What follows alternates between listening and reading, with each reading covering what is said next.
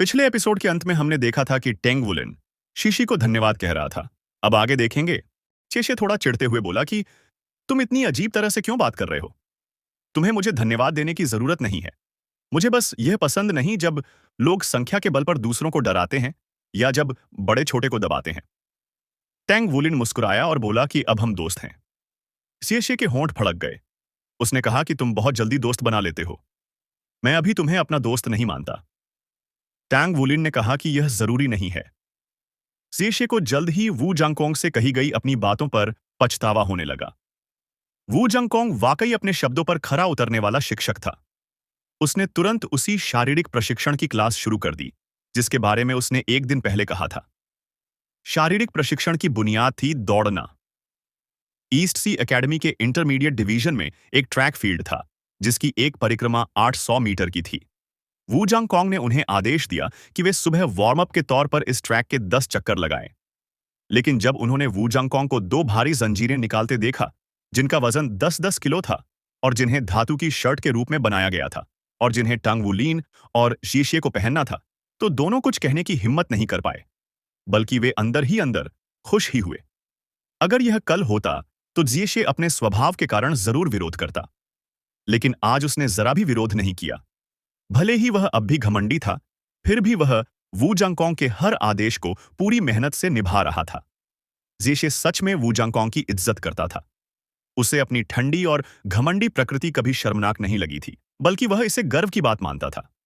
लेकिन यह शिक्षक उससे भी ज्यादा ठंडा और घमंडी था, और साथ ही बेहद ताकतवर भी। आइसली एरोगेंट प्रिंस चार्मिंग का खिताब वाकई उसके लिए बिल्कुल सही था। टैंग वुलिन चुप था। इस स्तर के प्रशिक्षण को लेकर उसके मन में सिर्फ उत्साह था। जियेशे एक agility system battle soul master था, इसीलिए 10 किलो की धातु की शर्ट पहनने के बावजूद शुरुआत में वह काफी तेज था। दूसरी ओर टैंग वुलिन की रफ्तार तेज नहीं थी, लेकिन वह एक फौजी मार्च की तरह स्थिर थी। लेकिन 2 चक्कर बाद ही जियेशे और बाकी छात्रों की रफ्तार धीमी होने लगी। 4 चक्कर पूरे करते करते सब हांफने लगे। उनकी सांसें भारी हो गईं और फेफड़ों में जलन सी होने लगी। धातु की शर्ट और भी भारी लगने लगी। थोड़ी ही देर में जियेशे में वू जंगकोंग से कही बातों पर पछतावा करने की भी ताकत नहीं बची। तभी टैंग वुलिन की आवाज पीछे से आई कि तुम ठीक हो। जियेशे ने पलटकर देखा। टैंग वुलिन पसीने से भीगा हुआ था, लेकिन उसकी हालत हर तरह से काफी बेहतर लग रही थी।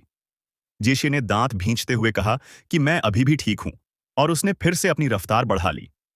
क्या वह सच में इस आदमी को खुद से आगे निकलने देगा? टैंग वुलिन की सांसें स्थिर थीं। उसने कहा कि टीचर वू का हमें वजन उठवाना बिल्कुल सही है। आखिरकार हम क्लास प्रमोशन टूर्नामेंट में अपनी क्लास का प्रतिनिधित्व करने वाले हैं।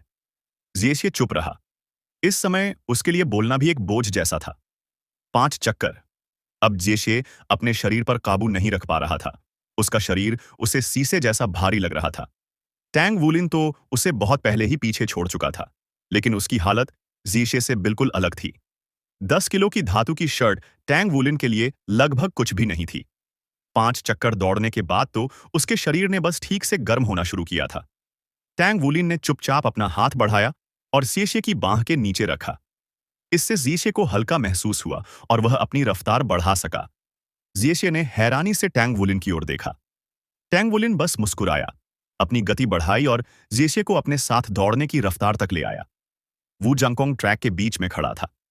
वह थके हुए छात्रों को शांत चेहरे से देख रहा था। बीच बीच में उसकी भौहें सिकुड़ जाती थीं। उसने कहा कि टैंग वुलिन, तुम्हारे पास वाकई बहुत ऊर्जा है। जब तुम उसे साथ खींच कर ला रहे हो, तो अब तुम और 10 चक्कर लगाओगे। जियेशे ने सिर घुमाकर टैंग वुलिन को देखा।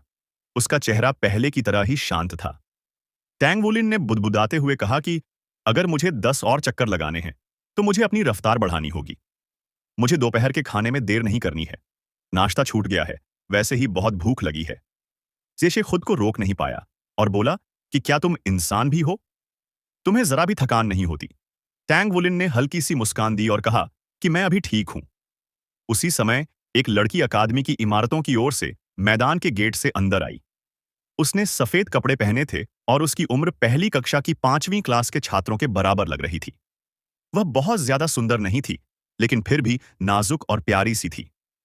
उसके लंबे काले बाल और काली आंखें थीं।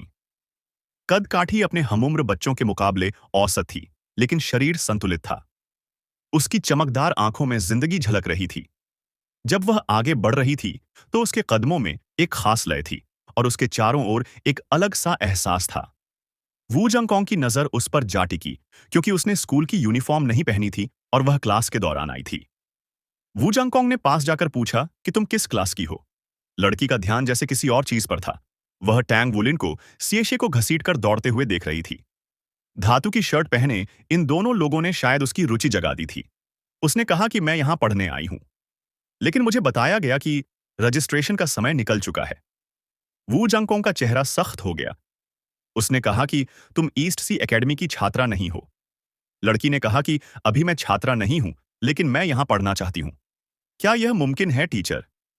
अगर कोई और शिक्षक होता तो शायद उसे तुरंत भगा देता, लेकिन वू जांगकोंग कोई साधारण शिक्षक नहीं था। उसने ठंडे स्वर में कहा कि यह सोल मास्टर की अकादमी है। अगर तुम यहां पढ़ना चाहती हो तो तुम्हारे पास काबिलियत होनी चाहिए। लड़की मुस्कुराई और बोली कि मैं परीक्षा दे सकती हूं। वू जांगकोंग ने पूछा कि तुम्हारा नाम क्या है। लड़की ने जवाब दिया कि मेरा नाम गुयुए है। वू जांगकोंग ने सिर हिलाया और कहा कि ठीक है, मैं तुम्हें एक मौका दूंगा। यह कहकर वह मुड़ा और टैंग वुलिन तथा सिएशे की ओर चला गया। उसने कहा कि सिएशे, अपनी धातु की शर्ट टैंग वुलिन को दे दो और इधर आओ। टैंग वुलिन की मदद से सिएशे ने पिछले 2 चक्कर आराम से पूरे कर लिए थे। वह जल्दी से रुका, अपनी धातु की शर्ट उतारी और टैंग वुलिन को दे दी। उसने पूछा कि क्या तुम एक और धातु की शर्ट पहनकर ठीक रहोगे? टैंग वुलिन ने कहा कि यह तो तुम्हारे वजन से भी हल्की है। उसने शर्ट ली, आराम से पहन ली और फिर रफ्तार बढ़ाते हुए सीसे के सामने से आगे निकल गया। उसकी शारीरिक ताकत सच में इंसानों जैसी नहीं है। हांफते हुए जीसे वू जांगकोंग के पास पहुंचा और बोला कि टीचर वू। वू जांगकोंग ने कहा कि तुम्हारी शारीरिक क्षमता बहुत ही खराब है। जेशे ने चुनौती भरे स्वर में कहा कि हम agility system battle soul masters को बस तेज ताकत और फुर्ती चाहिए होती है। हमें बहुत ज्यादा शारीरिक ताकत की जरूरत नहीं होती। वू जांगकोंग ने तिरस्कार से कहा कि कितनी उथली सोच है। ठीक है, आज मैं तुम्हें एक मौका देता हूं। अगर तुम इसे हरा दो तो तुम्हें दोपहर में दौड़ नहीं लगानी पड़ेगी। तभी जीशे ने पहली बार वू जांगकोंग के पास खड़ी उस लड़की को ठीक से देखा। उसे ऊपर से नीचे तक देखने के बाद उसने गहरी सांस ली और अपनी सोल पावर को व्यवस्थित किया। उसने कहा कि कोई समस्या नहीं है। वू जांगकोंग ने कहा कि मैं तुम्हें 20 मिनट का आराम देता हूं। 20 मिनट बाद शुरू करेंगे। जेशे ने कोई शिकायत नहीं की। वह तुरंत पालथी मारकर बैठ गया और ध्यान लगाने लगा। दौड़ ने उसकी काफी सोल पावर और शारीरिक ताकत खपा दी थी। Agility system battle soul masters के लिए यह वाकई उनका मजबूत क्षेत्र नहीं था। गुयुए ने उसकी तरफ देखने की भी जहमत नहीं उठाई। वह पूरी जिज्ञासा के साथ आसपास के माहौल को देख रही थी। वू जांगकोंग ने उसे एक नजर देखा। अपने ओपोनेंट को हल्के में लेना सबसे समझदारी वाला व्यवहार नहीं है। गुयुए ने कहा कि मैं उसे हल्के में नहीं ले रही हूं। भले ही उसके मुंह ने ऐसा कहा, लेकिन उसकी आंखें साफ बता रही थीं कि सिएशे उसे हल्के में लेने लायक भी नहीं है। वू जांगकोंग ने आगे कुछ नहीं कहा। उन्होंने फिर से दौड़ रहे स्टूडेंट्स की तरफ ध्यान कर लिया। भले ही टैंग वुलिन की रफ्तार तेज नहीं कही जा सकती थी, लेकिन 2 मेटल शर्ट्स पहनने के बावजूद उसकी गति बेहद स्थिर थी। इसी वजह से टैंग वुलिन किसी तरह सबसे आगे दौड़ रहा था। उसके पीछे जो जंगसी था, जिसकी शारीरिक ताकत ने ऐसे फिजिकल ट्रेनिंग में उससे साफ फायदा दिया था। दौड़ते हुए टैंग वुलिन का ध्यान मैदान के बीचों बीच चला गया। जैसे ही उसने नई लड़की गुयुए की तरफ देखा, वैसे ही गुयुए ने भी पलटकर उसे देखा और दोनों की नजरें टकरा गईं। गुयुए की आंखों में एक गहरा अर्थ था, जिससे टैंग वुलिन को लगा कि उसकी नजरें बेहद तेज और पैनी हैं। 20 मिनट जल्दी ही गुजर गए। जेशे आगे बढ़ा और कुछ हल्की एक्सरसाइजेस की। उसका शरीर फिर से एनर्जी से भर गया। वू जांगकोंग ने सिर हिलाया। 30 मीटर की दूरी पर खड़े हो जाओ और तैयार रहो। जेशे पीछे हटता गया, हर कदम बराबर दूरी पर रखते हुए। शुरू से आखिर तक उसकी नजर गुयुए से नहीं हटी। जब उसने पहली बार इस लड़की को देखा था, तभी उसे खतरे का एहसास हुआ था। अब वह पूरी गंभीरता से उसे एक काबिल ओपोनेंट मान रहा था। टैंग वुलिन और सीसीए की पिछली लड़ाइयों में सिर्फ टैंग वुलिन को ही फायदा नहीं हुआ था। सीसीए ने भी बहुत कुछ सीखा था। कम से कम उसने यह समझ लिया था कि बाघ को भी खरगोश का शिकार पूरी ताकत से करना पड़ता है। जब दोनों के बीच दूरी ठीक 30 मीटर रह गई, तब जाकर गुयुए की घूमती हुई नजर सीसीए पर ठहर गई। शुरू करो। वू जांगकोंग ने बस इतना कहा। उनकी आवाज के साथ ही जीशे ने अपनी मार्शल सोल रिलीज की और पूरी रफ्तार से ओपोनेंट की तरफ उड़ पड़ा। उसकी एक्सप्लोसिव पावर वाकई चौंकाने वाली थी। वह एक ताकतवर चीते की तरह आगे झपटा। 30 मीटर की दूरी पल भर में सिमटने लगी। गुयुए ने कोई खास प्रतिक्रिया नहीं दी। जब उसने आखिरकार हाथ उठाया, तब जीशे उससे सिर्फ 10 मीटर दूर था। लाइट ड्रैगन डैगर चमक उठा और वॉर के लिए आगे बढ़ा। जीशे ने तुरंत सोल स्किल का इस्तेमाल नहीं किया। वह सिर्फ एक रिंग सोल मास्टर था, इसलिए उसके पास सिर्फ एक ही सोल स्किल थी।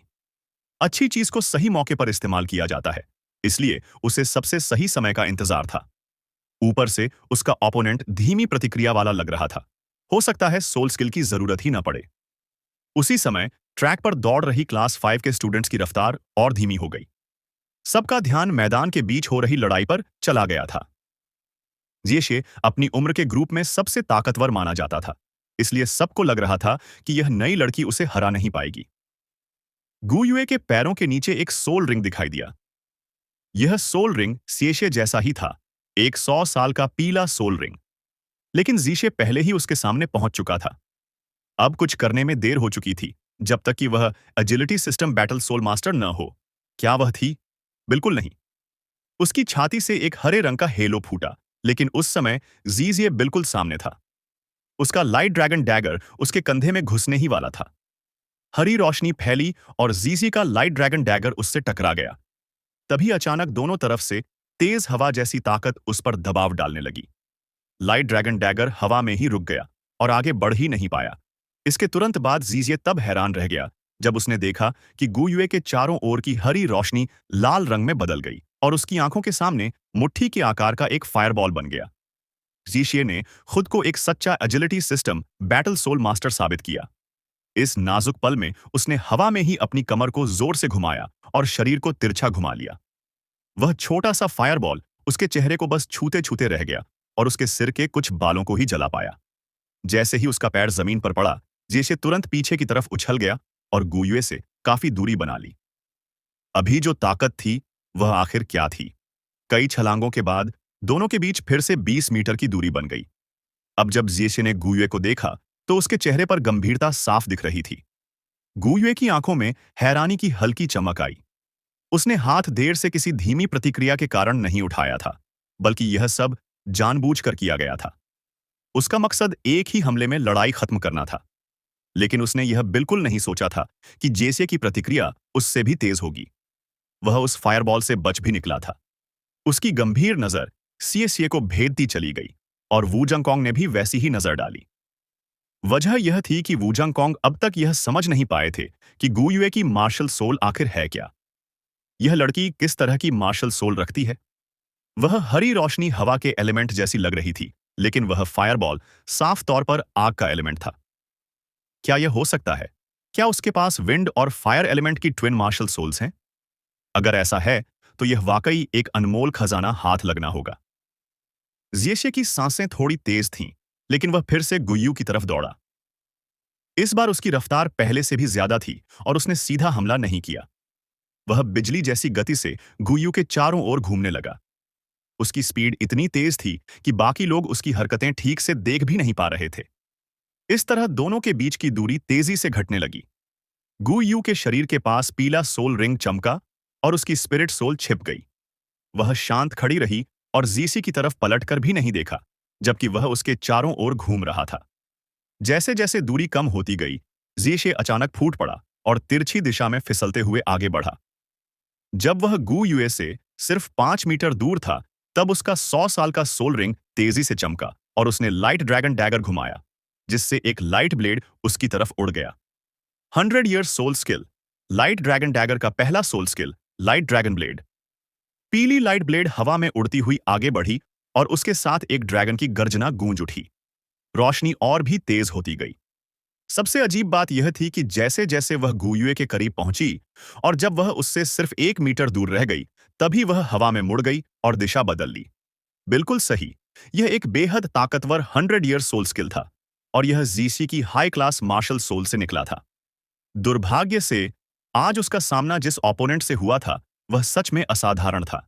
जैसे ही लाइट ड्रैगन ब्लेड गुयुए के कंधे को काटने ही वाली थी, एक बार फिर हरी रोशनी प्रकट हुई और बिल्कुल सटीक तरीके से उस लाइट ब्लेड से टकरा गई।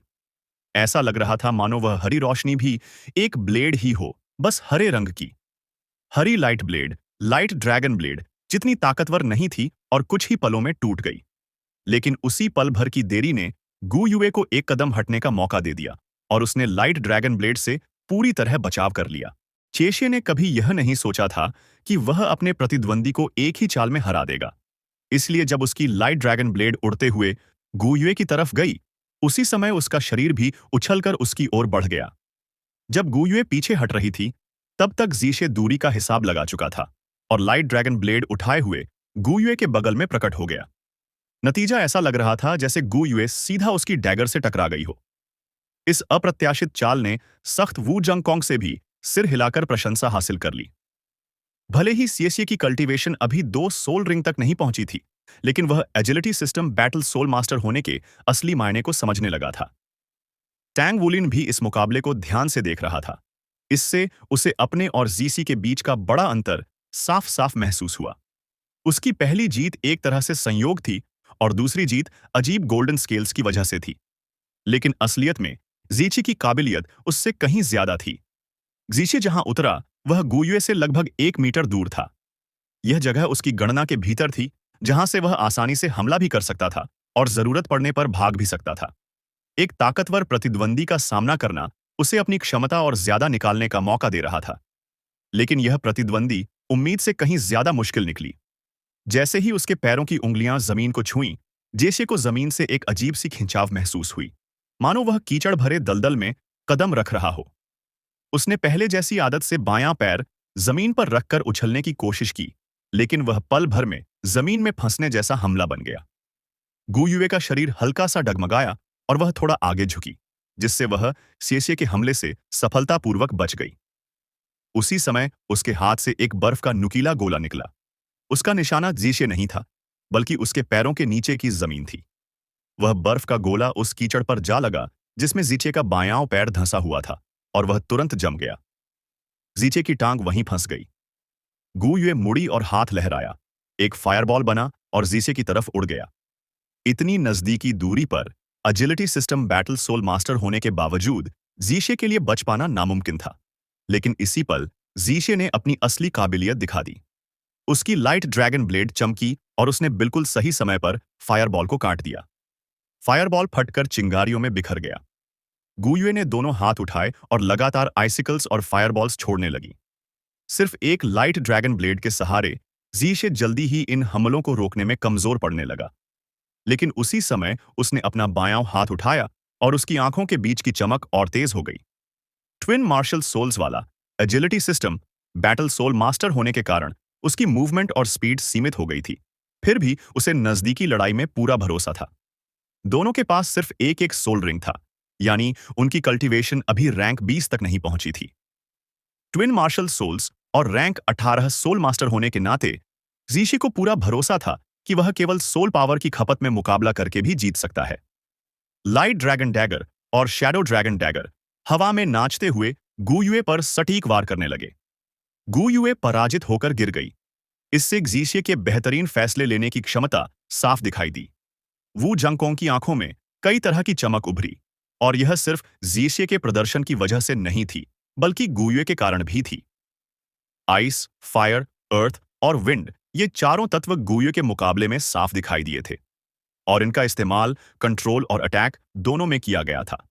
भले ही वू जंगकोंग यह पूरी तरह नहीं समझ पाया कि गु युए की सोल स्किल्स किस तरह काम कर रही थीं, लेकिन सिर्फ एक सोल रिंग के साथ 4 तत्वों को एक साथ इस्तेमाल कर पाना यह साबित करता था कि उसका मार्शल सोल बेहद ऊंचे स्तर का था।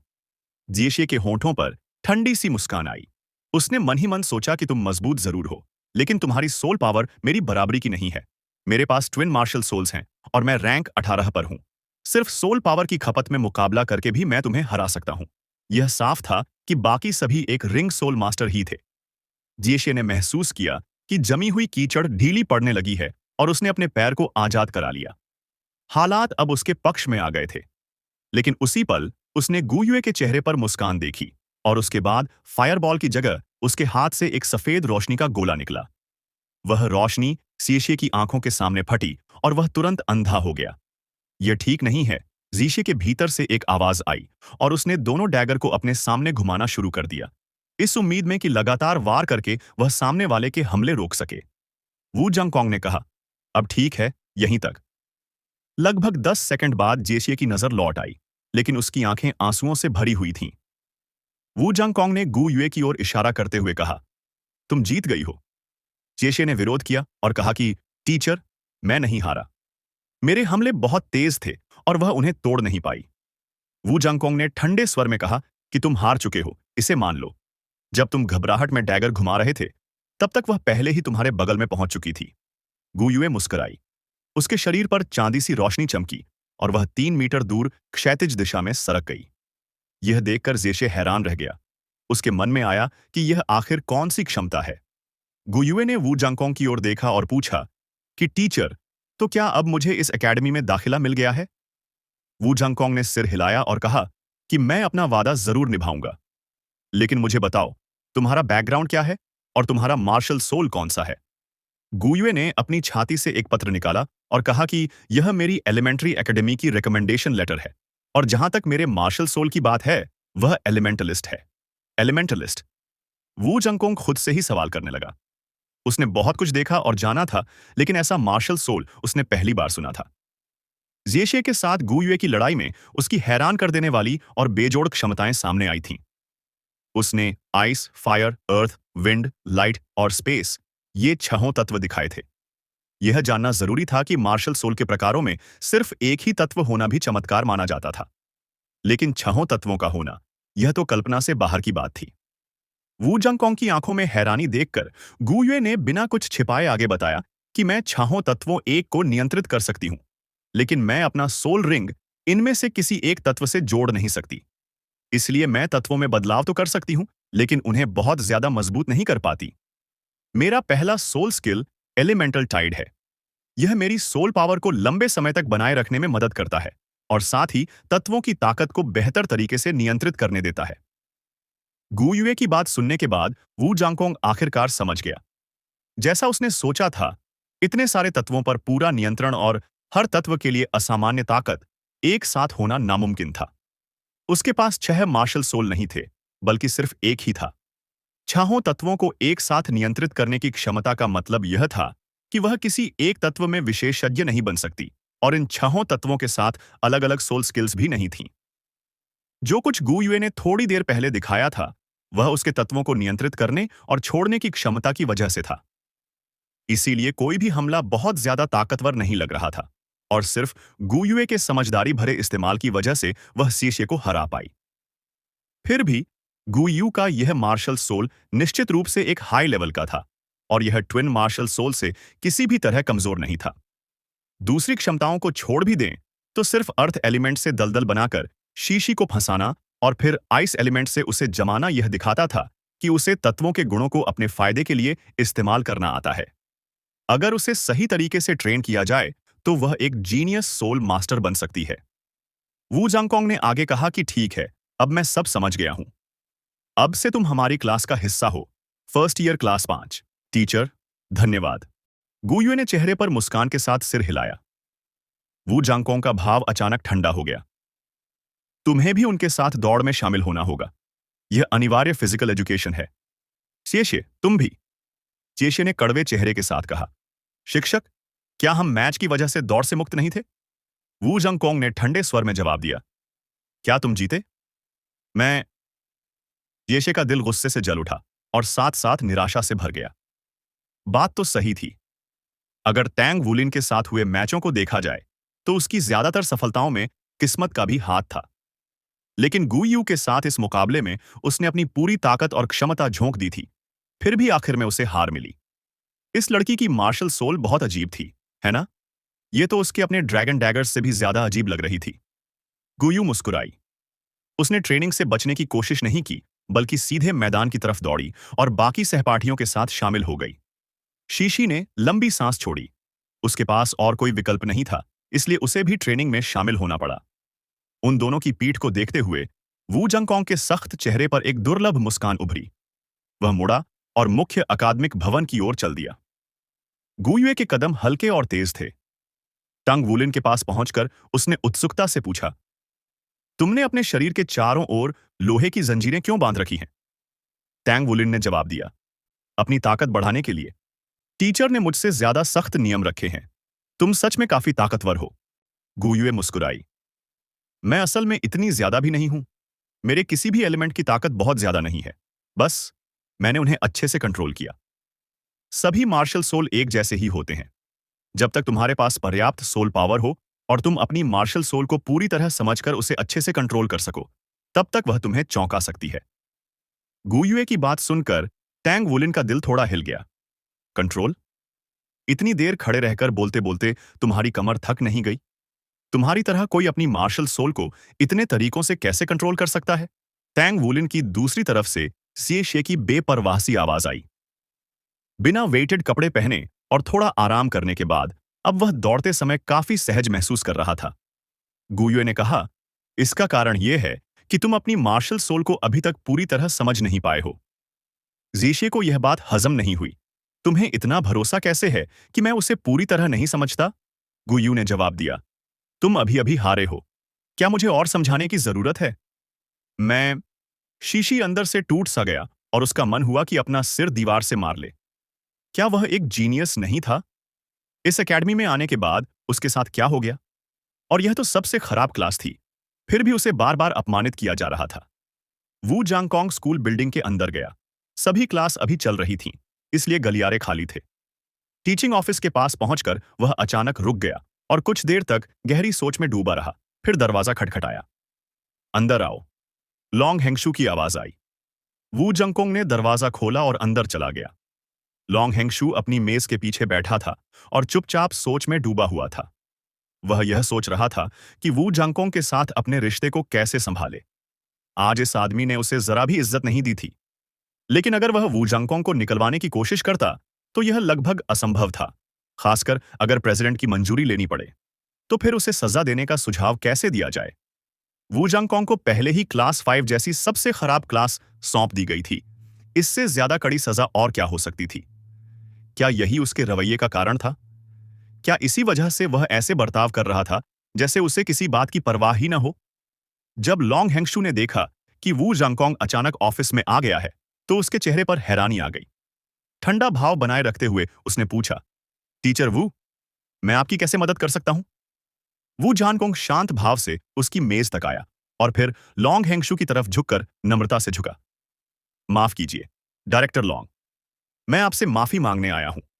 उसके इस झुकने को देखकर अगर पहले लॉन्ग हेंगशू का दिल नाराजगी से भरा हुआ था, तो उसी पल वह पूरी तरह से हैरानी में बदल गया। यह कैसी स्थिति थी? ठंडा और घमंडी प्रिंस चार्मिंग माफी मांगने आया था? क्या सूरज पश्चिम से उग आया था? इस टीचर के बारे में वह काफी कुछ जानता था। वू जंगकोंग के एकेडमी में पहले ही दिन से वह चर्चा का केंद्र रहा था। उसका रूप, उसकी ताकत और एकेडमी के सबसे शक्तिशाली व्यक्ति होने की पहचान। लेकिन वह उतना ही घमंडी और अड़ियल भी था। वह एकेडमी के तय सिलेबस का पालन नहीं करता था और अपने ही विचारों के अनुसार पढ़ाता था। फीमेल स्टूडेंट्स ने उसे प्रिंस चार्मिंग का नाम दे दिया था। उसने प्रेसिडेंट तक को नजरअंदाज कर दिया था। कहा जाता था कि एक बार प्रेसिडेंट उससे बात कर रहे थे और वह बातचीत के बीच में ही उठकर चला गया था। फिर भी उसके पास घमंड करने का कारण था, क्योंकि वह उस जगह से आया था। मात्र 30 साल की उम्र में वह सोल एम्परर रैंक 60 तक पहुंच चुका था, और अगर वह उस जगह से हो तो यह और भी बड़ी बात थी। कहा जाता था कि वह एक रेयर जीनियस था, लेकिन किसी अज्ञात कारण से उसने यहां आने का फैसला किया। इसी वजह से वह हमेशा ऊपर की ओर ही देखता था। लेकिन आज वही वू जंगकोंग उससे माफी मांग रहा था। क्या कब्रिस्तान बगीचे में बदल गया था? वू जंगकोंग ने गंभीरता से आगे कहा, आज जो कुछ हुआ उसकी पूरी जिम्मेदारी मेरी है, इसलिए मैं आपसे माफी मांगने आया हूं। मुझे उम्मीद है कि आप मुझे माफ कर देंगे। नहीं नहीं, कोई बात नहीं। लॉन्ग हेंगशू को नहीं पता था कि वह वू जंगकोंग से ज्यादा हैरान है या उसकी माफी से उसका गुस्सा शांत हो गया है। उसने जल्दबाजी में जवाब दिया और उसी में उसकी कमजोरी झलक गई। वू जंगकोंग ने सिर हिलाया और कहा, डायरेक्टर लॉन्ग, हमारी क्लास में एक नई स्टूडेंट आई है। उसने अभी मेरा टेस्ट पास किया है और एकेडमी की शर्तों के अनुसार पूरी तरह उपयुक्त है। एकेडमी की पॉलिसी के अनुसार अगर कोई पोटेंशियल स्टूडेंट एडमिशन की तारीख चूक जाए, लेकिन स्पेशल कंडीशंस के तहत स्वीकार कर ली जाए तो वह केवल क्लास 5 से ही शुरू कर सकती है। इसलिए मैं आपकी अनुमति चाहता हूं कि उसे एकेडमी में शामिल किया जाए। यह कहते हुए उसने गुयुए द्वारा दिया गया लेटर लॉन्ग हेंगशू को सौंप दिया। लॉन्ग हेंगशू ने लेटर लिया। ठीक है, मैं इसे देख लूंगा, वू जंगकोंग ने कहा। बस इतना ही, मैं आपकी अनुमति का इंतजार करूंगा। अब जाकर लॉन्ग हेंगसू को पूरी बात समझ में आई। उसे समझ आ गया कि वू जंगकोंग माफी मांगने क्यों आया था। वह यह सब इसलिए कर रहा था ताकि वह उससे मदद मांग सके। लेकिन अब वू जंगकोंग की माफी के बाद लॉन्ग हेंगसू के दिल में कोई गुस्सा नहीं रहा। उसे नहीं पता क्यों, लेकिन यह ठंडा और घमंडी प्रिंस चार्मिंग सिर्फ लड़कियों पर ही असर नहीं डालता था। टीचर वू, मैं फिर भी आपको याद दिलाना चाहूंगा कि स्टूडेंट्स के सामने मुझे थोड़ी सी इज्जत दिया करें, लॉन्ग हेंगशू ने गंभीरता से कहा। ठीक है, वू जंगकोंग ने सिर हिलाया। लॉन्ग हेंगशू को उम्मीद नहीं थी कि वू जंगकोंग इतनी आसानी से मान जाएगा। यह घमंडी प्रिंस चार्मिंग अपने शब्दों पर कायम रहने वाला आदमी था। एक बार उसने कह दिया तो वह उसे निभाता भी था। लॉन्ग हेंगशू को उम्मीद नहीं थी कि उनका रिश्ता इतनी जल्दी सुधर जाएगा। लगता था कि फिलहाल वू जंगकोंग का इंटरमीडिएट एकेडमी में होना कोई बुरी बात नहीं है। टीचर वू इस स्टूडेंट को काफी अहमियत देता है। यह सोचते हुए लॉन्ग हेंगसू ने लेटर खोला और ध्यान से पढ़ा। यह लेटर एक छोटे से कस्बे के एलिमेंट्री स्कूल से आया था और दिखने में कुछ खास नहीं था। Guyue, female soul power, rank 15, martial soul, elementalist. Elementalist? यह किस तरह की मार्शल सोल है? तो चलिए इस वीडियो को यहीं समाप्त करते हैं। अगर वीडियो अच्छी लगी हो तो लाइक जरूर करें, अपने विचार कमेंट में लिखें और आने वाले नए एपिसोड के लिए चैनल को जरूर सब्सक्राइब करें। अगले वीडियो में फिर मुलाकात होगी। धन्यवाद।